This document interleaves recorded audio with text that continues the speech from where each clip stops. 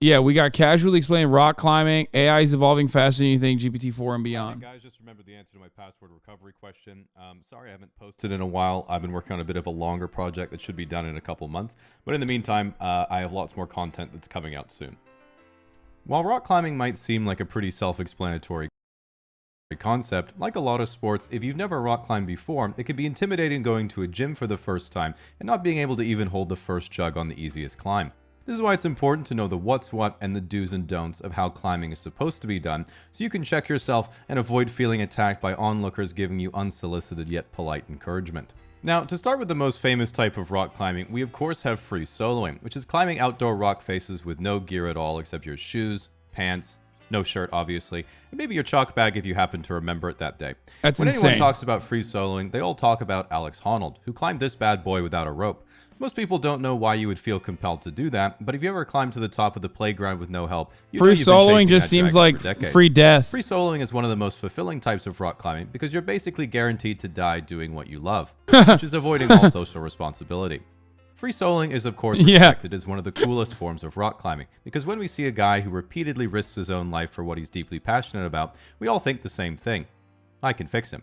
For this reason, any variation on free soloing that incorporates outside assistance is known in the community as aid. For example, if you use a harness with an ascender and ladder system to help you up the climb, this is such aid it is literally known as aid climbing. It must be avoided at all costs if you're truly committed to becoming one with the wall. Some people do what's called trad, or traditional climbing, which is climbing those same big cliff faces but using a harness and rope in case they fall, where they typically place anchors on the route on the way up, and their trailing partner takes them out as they follow behind them. This, however, isn't real climbing, of course, because having a friend to go climbing with is clearly aid. In the words of Alex Honnold has stopped free soloing after getting a kid, as far as I know. Yeah, pussy. Imagine having a child and a sense of responsibility. Dude, if you're a real one, you die with a child, okay? Real climbers die, okay? Even if they have a child. I started free soloing in part because I was too anxious to ask other climbers to belay me. Now that's climbing. Then we have bouldering, which is one of the most popular types of climbing and my personal favorite, consisting of short, technical climbs that are done with nothing but chalk, climbing shoes, and a beanie. Bouldering, along with free soloing, is the only type of outdoor climbing where climbers don't usually wear helmets, because a helmet obviously isn't going to help much if you're falling off El Capitan, but if a boulderer falls, they only fall a few feet, meaning when you bonk your head without a helmet onto the forest floor, your memory will be completely erased, so every attempt can be considered an on-site. At the end of the day, the two disciplines are pretty similar, because free soloing is just one really big boulder problem. If you've ever done indoor low ascent free soloing and a girl sees you find a knee bar on the overhang V5, you and Alex Honnold are practically the same person. He just has a bit more endurance. We of course have ice climbing, which is where climbers continually ascend frozen waterfalls by repeatedly pressing up B and throwing their partner 10 to 15 feet ahead of them until they summit. Well, that is... I had a professor that was into free climbing. He fell 10 feet directly on his back, and the doctor said he'd never walk again. He did learn how to walk again, but he was done climbing after that. Pussy.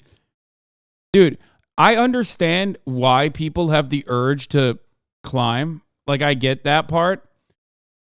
I just don't understand leaning into that urge. Okay? I am such a fucking... I'm too big for climbing in general because, like, there's a lot more cake that I have to pull up. I did. I climbed on stream. I did it. I did the high ropes and then I did a little bit of climbing after, but, like, I just can't, dude.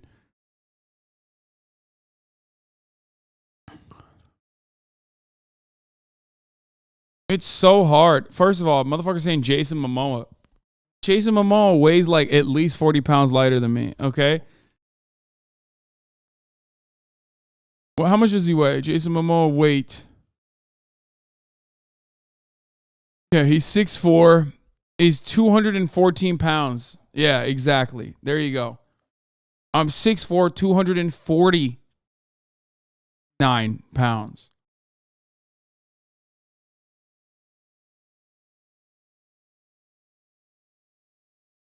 Same reason people feel safer and trusting driving more than flying. It's more dangerous, but you have a sense of control.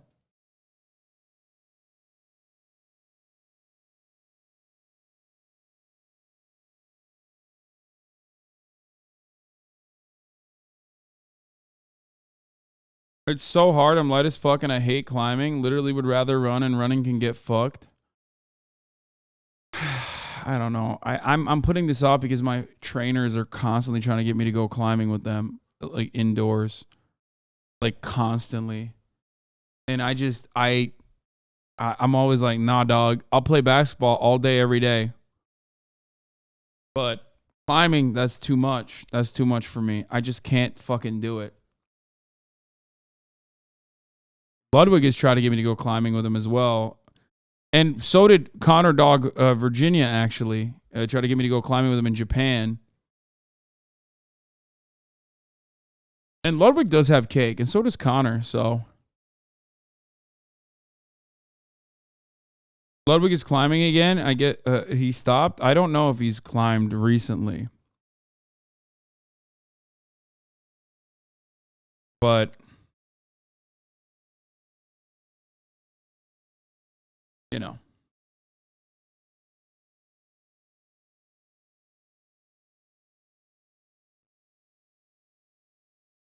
That is admittedly impressive. If you've ever looked at a frozen waterfall, you'll notice one thing right away. There isn't any rocks.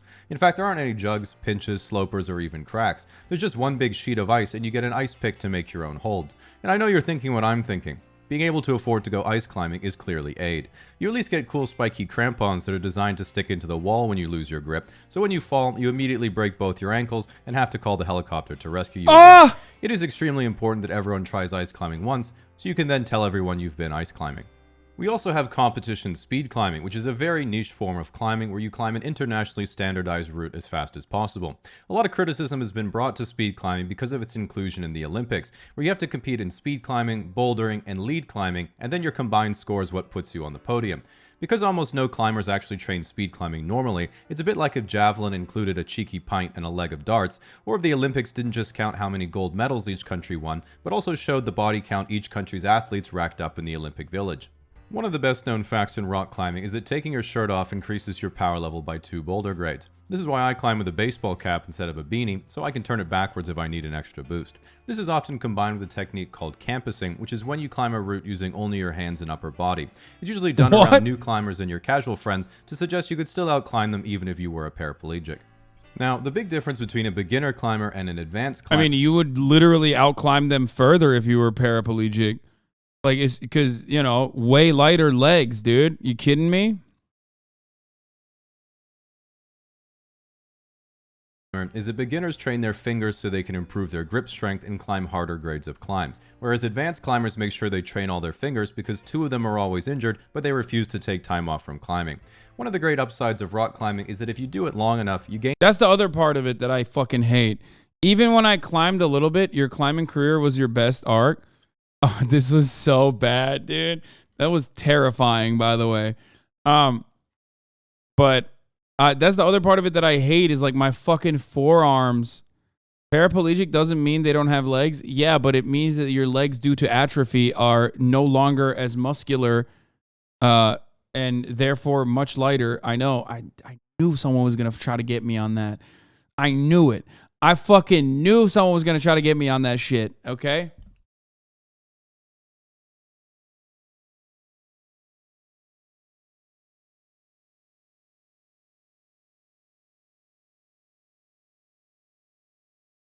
Climbers skip leg day anyway, though. Yeah, the only behemoth of a man that I know who's a fucking climber literally has the most gorilla-like stature. My height, insane fucking wingspan, like 7% body fat, even though he eats like shit.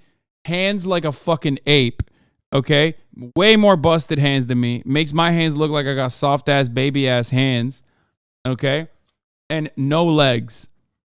Like, it's wild. Just no, like, it's just so funny. My trainers climb too, but they're, you know, they're good, but they're very well balanced. No, I'm not talking about Bradley.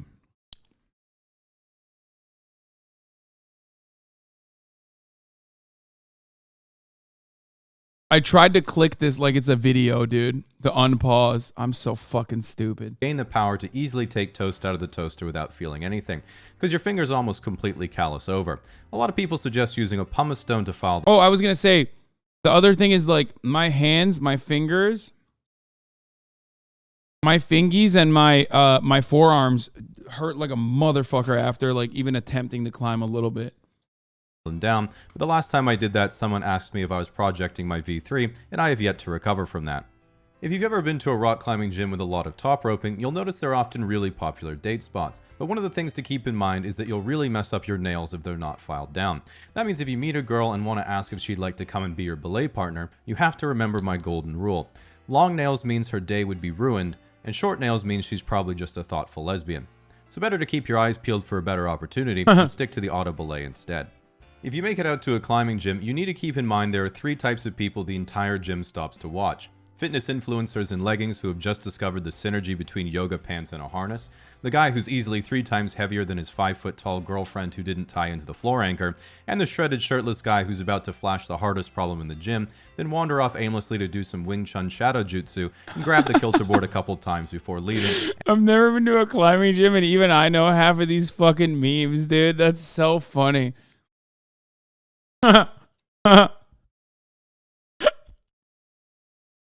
It's just like climbing culture is very funny. And never being seen again. If you do decide to try yourself, it's also important to look the part. But this is where it gets tricky, because if you just assume, well, I guess I'll just dress like everyone else and wear a beanie, Patagonia shirt, nylon cargo pants, North Face fleece, and a Gore-Tex softshell, you couldn't be walking a more dangerous line, because although to you it would appear you're simply another zebra in the Pacific Northwestern herd, you're literally one fatal mistake away from an overly friendly 30-year-old with forearm tattoos and a mustache buying you an IPA and telling you about Whistler. So pay very close attention to the crucial details of the outfit. Big beanie means snowboarder, normal beanie means rock climber, tiny beanie means skateboarder. Okay, you should be safe now. Slap on some tiny colorful shoes that turn your feet into croissants, and equip your belay glasses to catch anyone on the ceiling checking you out. But remember, if you're looking to become a lifelong climber, there's an ultimate price you'll have to pay. And that price is the ludicrous annual gym membership. Don't be surprised if you need a second job just to fund the climbing fees in your cocaine bag alone.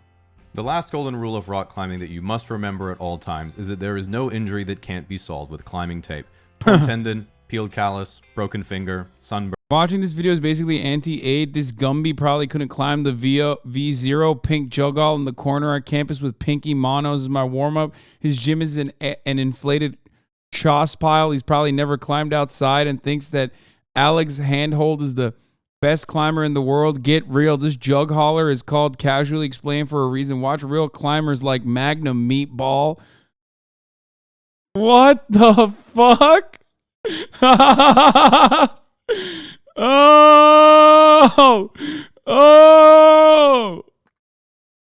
Well, I don't even know what half of those words are, dude. What the fuck just happened?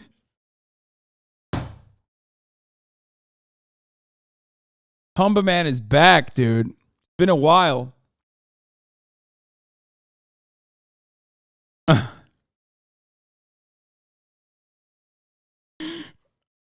Burn. All you have to do is wrap it around the affected area and never let a doctor look at it. If James Franco had some climbing tape in 127 hours, he could have just taped his arm back on and climbed out. Well, that would have saved him from having to go to the hospital. I should point out that the ascent obviously wouldn't have counted, as having 2 arms is clearly aid.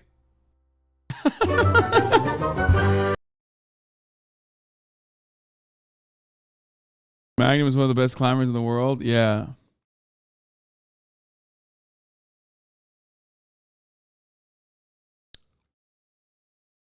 IRL rock climbing with you and your trainers. I would not do that to myself. Alex Handhold, Alex Honnold.